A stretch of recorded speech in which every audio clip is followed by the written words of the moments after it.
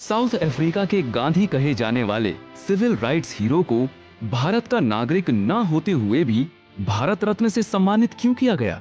आइए देखते हैं।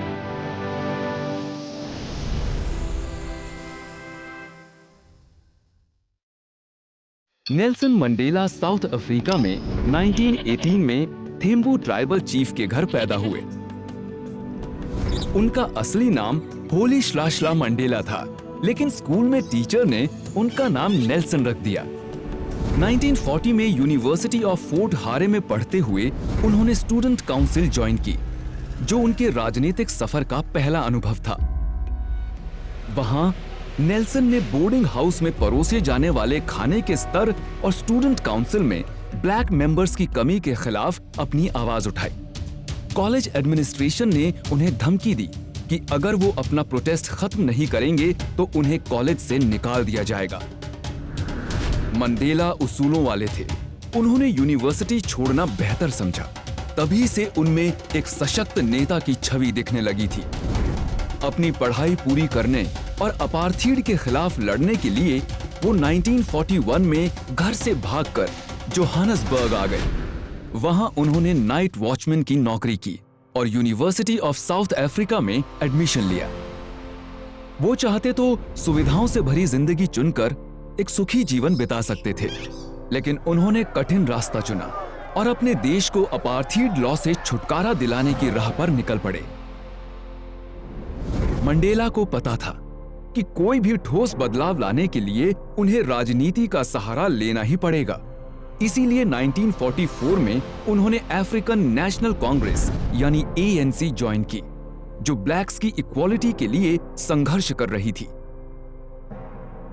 थोड़े ही समय में मंडेला ANC का एक अहम हिस्सा बन गए और फिर वॉल्टर सिसुलू के साथ मिलकर उन्होंने नौजवानों को इस लड़ाई से जोड़ने के लिए ANC के यूथ विंग की स्थापना की, जिसके वो लीडर भी बने।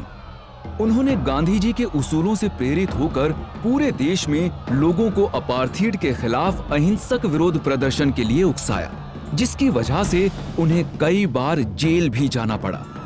फिर 1960 में शार्पविल में पास लॉ नाम के एक रेसिस्ट लॉ का विरोध कर रहे 69 प्रोटेस्टर्स की पुलिस ने हत्या कर दी।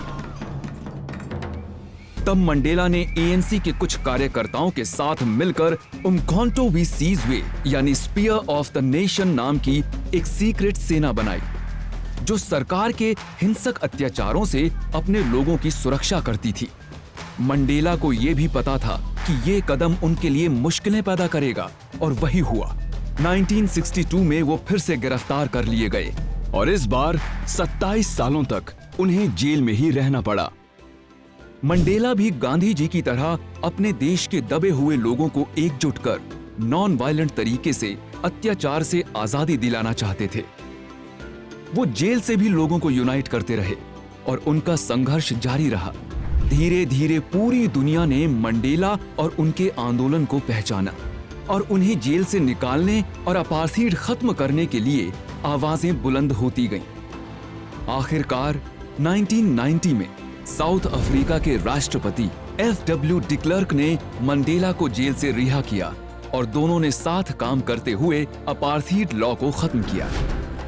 गांधी जी के विचारों से प्रेरित अपार्थीड के खिलाफ इस संघर्ष के लिए भारत सरकार ने उन्हें भारत रत्न से सम्मानित किया और वो इस पुरस्कार को पाने वाले तीसरे फॉरेनर बने। 1993 में मंडेला और क्लर्क दोनों को नोबेल पीस प्राइज से सम्मानित किया गया और 1994 में जब साउथ अफ्रीका में सभी रंग के लोगों को इलेक्शन में वोट डालने की अनुमति मिली, तो उन्होंने मंडेला को देश का राष्ट्रपति चुनकर उनको धन्यवाद दिया।